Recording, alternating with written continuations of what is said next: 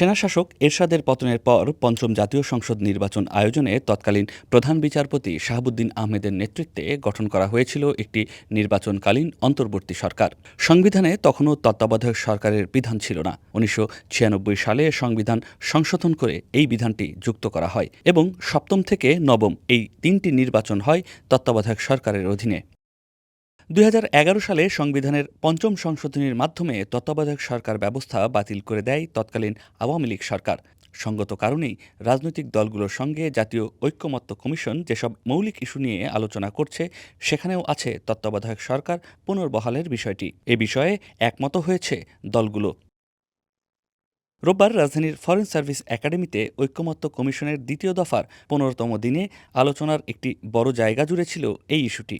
যদিও প্রধান উপদেষ্টা কিভাবে নিয়োগ হবে তা নিয়ে মতভেদ তৈরি হলে দলগুলোকে আরও একদিন সময় দেয় কমিশন। জুডিশিয়ারিকে, বিচার বিভাগকে বাইরে রেখে আর কোনো অপশন কয়েকটি রাখা যায় কিনা, যেহেতু জুডিশিয়ারিকে বাইরে রাখার ক্ষেত্রে মোটামুটি একটা ঐক্যমত্য আছে বিচার বিভাগকে বিতর্কের বাইরে রাখার জন্য। এখানে আমরা কাউকে বাদ রাখতে চাচ্ছি না।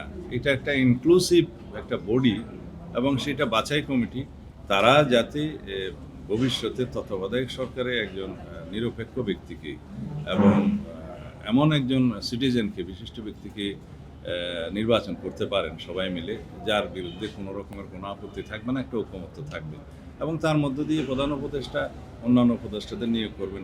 যখন প্রধানমন্ত্রী ক্যান্ডিডেট হবেন কিংবা প্রধানমন্ত্রী হিসেবে দায়িত্ব পাবেন, তিনি রাজনৈতিক দলের প্রধান হিসেবে দায়িত্ব ছেড়ে দিয়ে তারপর প্রধানমন্ত্রীর দায়িত্ব পালন করবেন। অর্থাৎ রাজনৈতিক দলের প্রধান এবং প্রধানমন্ত্রী একই ব্যক্তি হবেন না। যে কমিটির কথা ওনারা বলেছেন যে 7 জন, আমরা বলেছি এটা কমিয়ে নিয়ে আনা দরকার। আমরা এই সরকারের মেয়াদ 90 দিনের পক্ষে। আমরা বলেছি যে টিমটা গঠন করবে উপদেষ্টা পরিষদ, এইটাকে 15 জন না 10 থেকে 11 জনের মধ্যে করাটাই সঙ্গত হবে বলে আমরা মনে করেছি। যে হর্স ট্রেডিং নামে যেটাকে প্রসিদ্ধ শব্দ, কেনা বেচার যে দিকটা হয়, তো এই জন্য আমরা কেনা বেচার বা একদিকে ডাইভার্ট করার যে সিস্টেমটাই আমরা ব্লক করে দিতে চাই।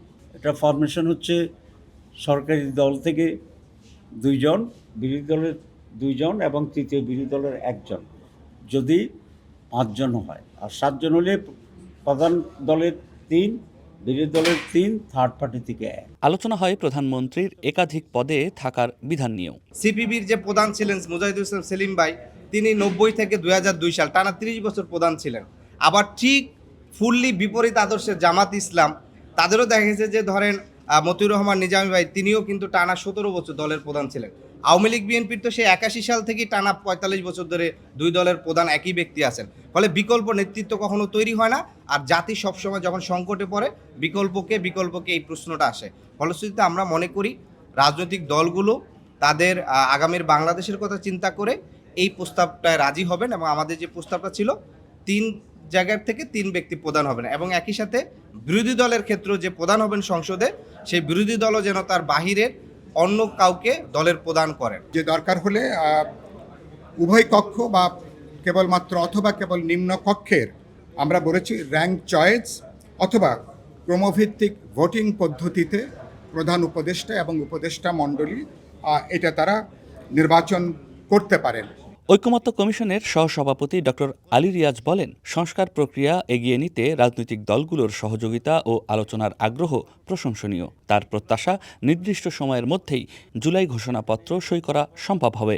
যে জন্য আমি বারবার রাজনৈতিক দলগুলোকে ধন্যবাদ জানিয়েছি কমিশনের পক্ষ থেকে, এবং আমরা মনে করি আমরা জুলাইয়ের শেষ নাগাদ 31শে জুলাইয়ের মধ্যে একটি জাতীয় সনদ স্বাক্ষর করতে পারবো, সেই আস্থা এবং বিশ্বাস আমাদের আছে। দেশের বর্তমান রাজনৈতিক সংকটও আলোচনায় উঠে আসে। নেতারা বলেন, সাধারণ মানুষ একটি ভীতিকর পরিস্থিতির মধ্যে রয়েছে, তাই সময় নষ্ট না করে দ্রুত জাতীয় সনদ তৈরি করা জরুরি। নয়ন আদিত্য, ওয়ান নিউজ, ঢাকা।